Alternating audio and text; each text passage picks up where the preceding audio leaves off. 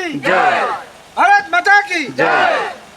Harinagar ward number 6 के ग्रामीण सड़क की खस्ता हालत पर प्रशासन को ध्यान केंद्रित करना होगा। हरिनगर गांव वार्ड नंबर 6 के निवासियों ने अपनी सड़क की खराब स्थिति पर प्रशासन का ध्यान आकर्षित करने के लिए 23 दिसंबर 2024 को एक संयुक्त याचिका उपायुक्त को सौंपी।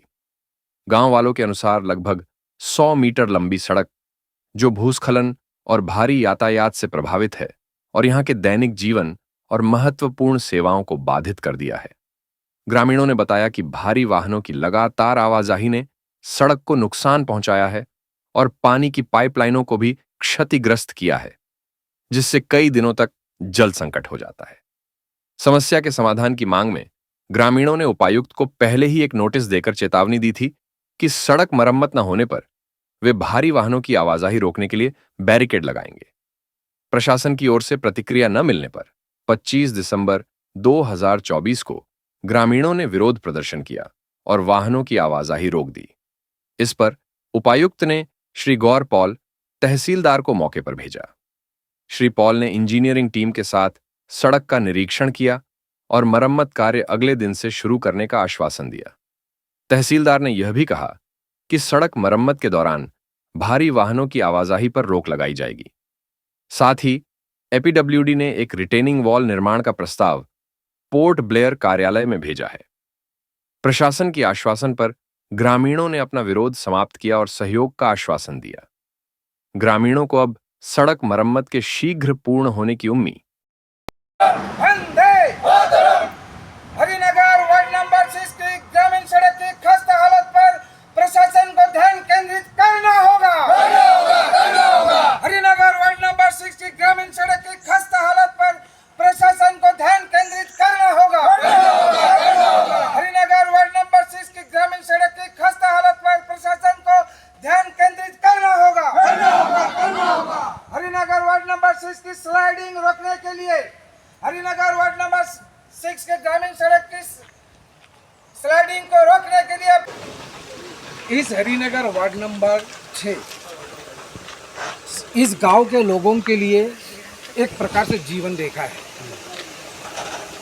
केवल हरिनगर वार्ड नंबर 6 के जनता के लिए नहीं, प्रशासन के लिए भी बहुत महत्वपूर्ण सड़क है। लेकिन इस सड़क आज नहीं 2016 से पंचायत प्रधान उस समय का 2022 में पंचायत प्रधान अब की इस समय का बार बार प्रशासन को सचेत किया, जानकारी दी कि इस रास्ता बहुत ही खस्ता हालत में है। उसके बाद इस सड़क से इससे पहले 5 क्यूबिक मीटर के ऊपर कोई गाड़ी नहीं चलती थी, क्योंकि इस रास्ता का जो स्ट्रेंथ है बहुत कम है। अभी 10-10, 12-12 क्यूबिक मीटर के गाड़ी हेवी व्हीकल यहाँ से जा रहे हैं, जिसके कारण आप देख सकते हैं सामने जो सड़क है लैंड स्लाइडिंग हो रहा है।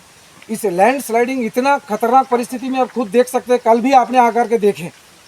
इस संदर्भ में हमारे गाँववासियों ने प्रशासन को एक जानकारी दी, सूचना दी कि इस सड़क का या लैंड स्लाइडिंग का मरम्मत नहीं होगा तो गांव के लोग विवश हो जाएंगे कि हेवी व्हीकल्स को रोके, ताकि साधारण लोगों का आवाजाही चलता रहे, मूल जीवन रेखा के साथ लोग जुड़ सकते हैं। इसलिए अगर वो नहीं होगा तो हमारे इस गांव के लोग यहाँ हेवी व्हीकल रोकने के लिए विवश हो जाएंगे, क्योंकि हम समझते हैं इस कौड़ी की पत्थर से ज़्यादा कीमत इस गांव के लोगों का जीवन का है। इस रास्ते से विवेकानंद विद्यालय के बच्चे जो है बस में आवाजाही करते हैं। ऐसा ना हो कि जैसे यहाँ पर पहुँचा और लैंड स्लाइडिंग हो जाएगा, ये फिर बुढ़ा नाला से भी भयंकर स्थिति पैदा होगा। कि हम समझते हैं, गांव के लोग समझते हैं, आप भी समझते होंगे, हिंदुस्तान का हर नागरिक समझते हैं कि एक गाड़ी पत्थर के कीमत इंसान के जीवन से तौला नहीं जा सकता है।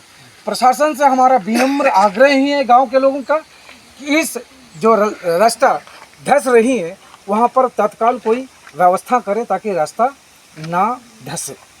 और ये प्रशासन का तो ये चुटकियों का खेल है, करोड़ों का खेल जो 1 मिनट में कर देते हैं। गांव के लोगों के लिए और कम समय चाहिए होगा अगर वो प्रयास रहे, वो सदिच्छा अगर प्रशासन को रहे।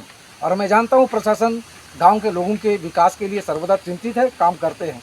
लेकिन हमारी इस सड़क के निर्माण के लिए, इसके मरम्मत के लिए शायद थोड़ा सा कमजोरी दिखा रहे हैं। क्योंकि मैं स्वयं दिलखुश मीना साहब डीसी नॉर्थन मिडिल अंडमान को एक बार नहीं दो बार कह करके यहाँ पर लेके आया और स्थल का निरीक्षण किया।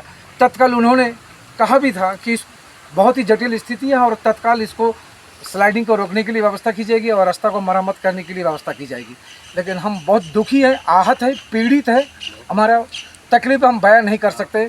पिछले 2 दिन से पानी नहीं मिला, कल शाम 5 बजे हमें पानी मिला क्योंकि हैवी व्हीकल वहाँ से जो जाती हैं जाने से फट जाए। कल आप स्वयं आकर के देखें, अगर प्रत्येक दिन ऐसा होगा तो हम साधारण नागरिक हमारा जो अधिकार है, हमारा जो सुविधा हमें मिलना चाहिए उससे अगर वंचित होगा, मैं समझता हूँ प्रशासन ही संपूर्ण असफल है कि साधारण एक गांव के लोगों को वो सारी सुविधा देने में वो समर्थ नहीं है।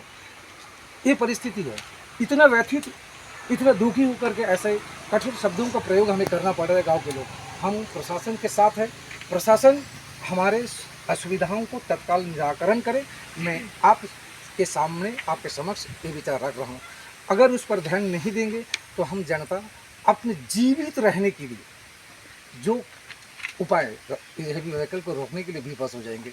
और मैं चाहता हूं कि मैं समझता हूं प्रशासन ऐसा शायद नहीं करेगा।